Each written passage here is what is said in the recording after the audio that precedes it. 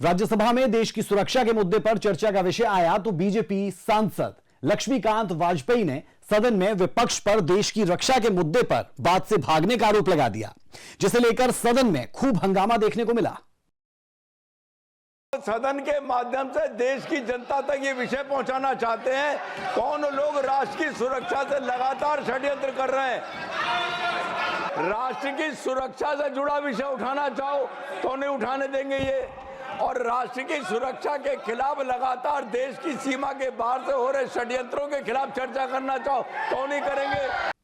सदन में एक दूसरे पर आरोप लगे और हंगामा ना हो, लक्ष्मीकांत वाजपेयी ने जैसे ही विपक्ष पर आरोप लगाए तो विपक्ष की ओर से जयराम रमेश ने मोर्चा संभालते हुए सत्ता पक्ष पर कटाक्ष करने की बौछार सी लगा दी।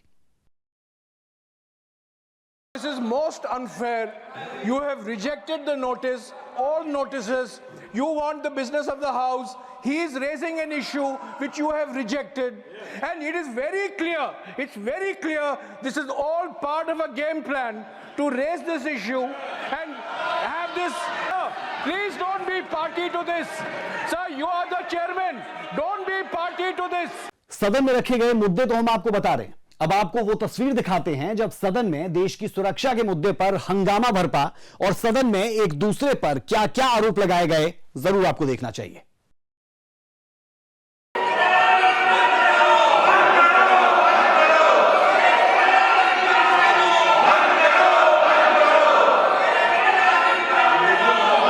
बीजेपी सांसद लक्ष्मीकांत वाजपेयी के बयान पर कांग्रेस की ओर से ऐतराज जताया गया। कांग्रेस सांसद प्रमोद तिवारी ने सभापति से बयान को रिकॉर्ड ना करने की अपील भी की और सदन में अनुशासनहीनता की बात भी कह डाली।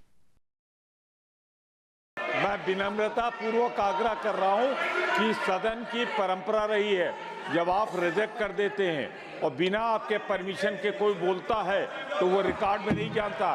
जो वाजपेयी ने बोला है ये रिकॉर्ड में नहीं जाना चाहिए, ये रिकॉर्ड में नहीं जाना चाहिए, रिकॉर्ड में नहीं जाना चाहिए। सदन में राज्यसभा के सभापति और देश के उपराष्ट्रपति जगदीप धनखड़ की ओर से प्रमोद तिवारी को जवाब दिया गया। माननीय प्रमोद तिवारी जी ने यह कहा है कि जब एक बार निर्णय हो गया तो उस निर्णय की अनुपालना होनी चाहिए। अब कहा तो प्रमोद जी आपने ठीक है, पर इसकी अवहेलना करने में कोई कसर बाकी नहीं रही है। हर बार मैं निर्णय देता रहा हूं और मेरे निर्णय को चुनौती दी जाती है। इतने हंगामे के बीच राज्यसभा की कार्रवाई को कई बार स्थगित किया गया, तो वहीं लोकसभा में भी कुछ ऐसा ही हाल देखने को मिला। सदन की कार्रवाई शुरू तो हुई, लेकिन हंगामे के साथ और इस हंगामे के बीच ही सदन के दोनों सदनों की कार्रवाई को स्थगित कर दिया गया। लोकसभा में 9 दिसंबर को विपक्ष का जोरदार हंगामा और नारेबाजी देखने को मिली। राज्यसभा में जॉर्ज सोरेस के मुद्दे को लेकर जबरदस्त हंगामा देखने को मिला।